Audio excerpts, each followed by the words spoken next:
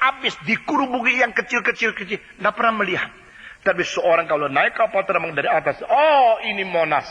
Dari sini, oh ini terus ke Bonjeruk, terus bisa ke Merak, terus liwat begitu banyak kota. Nah, kalau dari sini, oh pergi ke Bandung, Cikampek, ini. Oh kalau begini, situasi begini. Sudah lihat semua, selesai. Baru turun melihat satu-satu yang penting. Ini museum, ini Monas, ini Palace, ini adalah RRI, ini adalah bank apa, ini adalah jalan, ini rumah sakit. Jadi dia jelas, saudara-saudara. Sekarang kita hidup di dalam dunia ini, hidup dengan mata dari mana? Lihat dari mana? Reform theology challenge us to think of the God's thinking, to see of the God's vision, to feel of the God's passion. Itu reform theology. Yang disebut reform, bukan reformat katanya. Yang di Indonesia ini banyak bilang reformat. Saudara-saudara, yang disebut reform itu apa? Kembali kepada Alkitab. Kembali kepada Alkitab, bukan ada Alkitab, kembali kepada Alkitab. Kembali kepada apa yang dituntut dan apa yang menjadi inti dan berita Alkitab.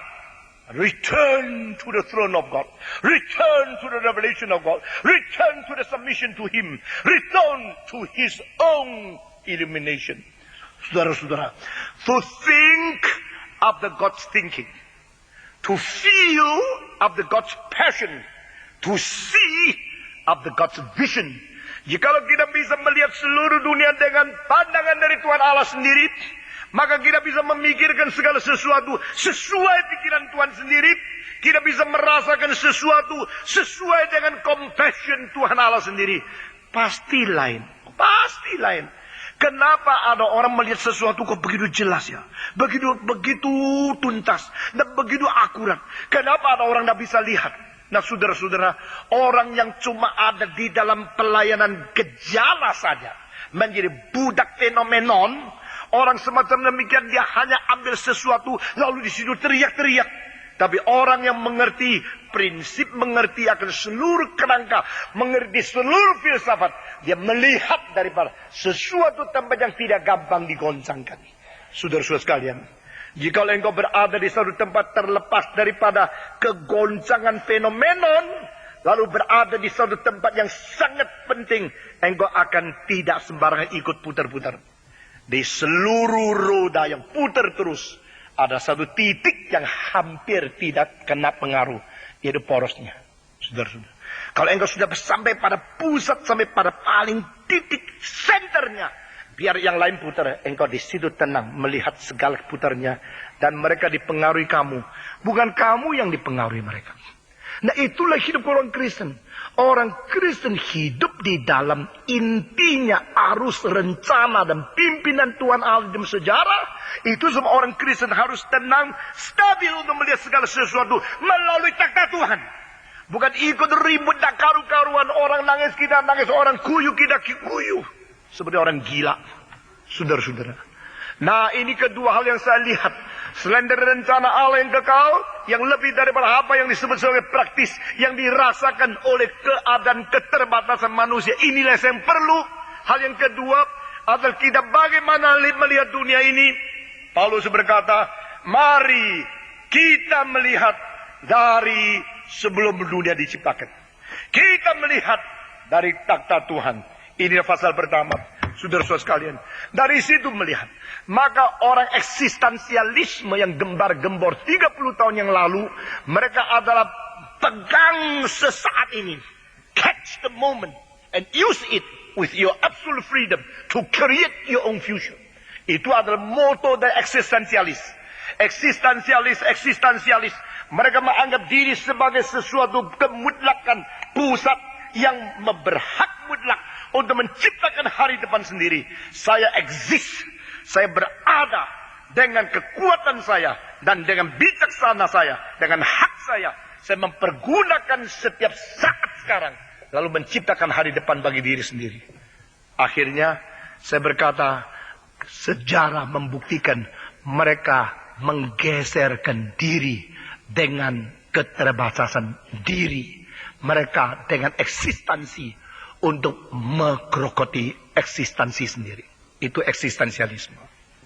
Sebaliknya, saudara-saudara, orang yang mempunyai eksistensi yang bertuhan, lain dengan eksistensi ateis. Kierkegaard yang disebut sebagai bapa eksistensialisme, dia mengatakan to exist is to be oneself alone before God. Yang disebut berada adalah berada seorang diri sendiri yang bertanggung jawab di hadapan Tuhan Allah sendiri. Jadi ada I-thou relationship. Oh Tuhan, aku hidup di hadapan-Mu, Engkau Tuhanku, dan pakailah aku. Relasi interpersonal yang dianggap penting sekali di dalam dunia postmodern. Relasi internal, relasi interpersonal yang dianggap begitu penting abad ke-20 ini.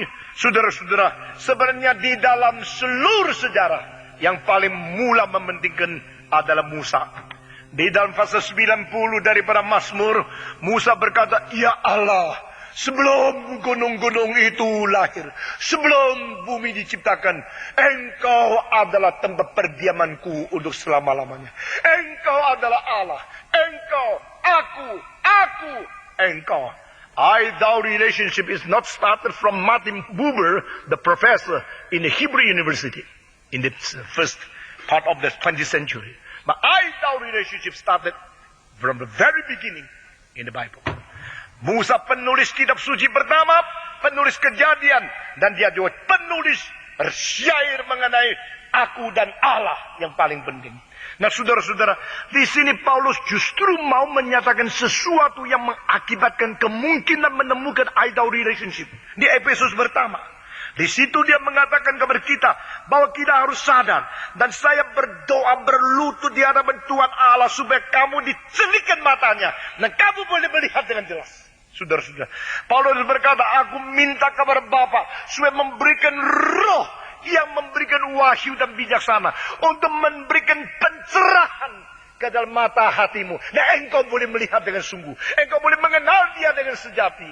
Berarti dia mau manusia mempunyai sudut pengertian lebih dari pengertian duniawi. Pengertian fenomenon. Pengertian gejala-gejala umum di dalam sekitar kita.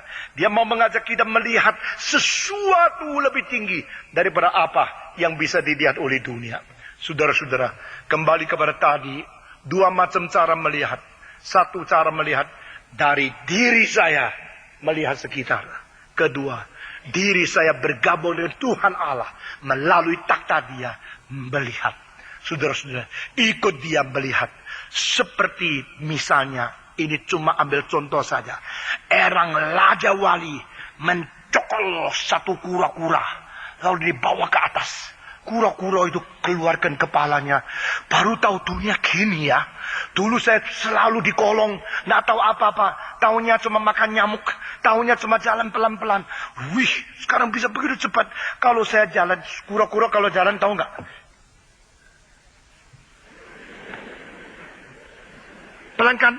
Lalu dia lihat itu sedikit-sedikit lewat.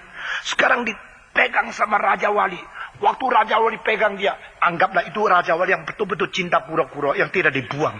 Nah, saudara-saudara, dipegang anak-anak kura-kura lihat, wih, lewat cepat gunung, wah pohon, begitu lewat. Dia tak pernah membayangkan. Baru di situ dia tahu mengenai hidup ada kemungkinan yang lain. There is another possibility. Not only possibility in my limitation. Saudara-saudara. Nah, itu namanya iman. Yang disebut iman bukan saya percaya pasti sembuh. Bukan itu saja, saudara. Yang disebut iman adalah melintasi keterbatasan.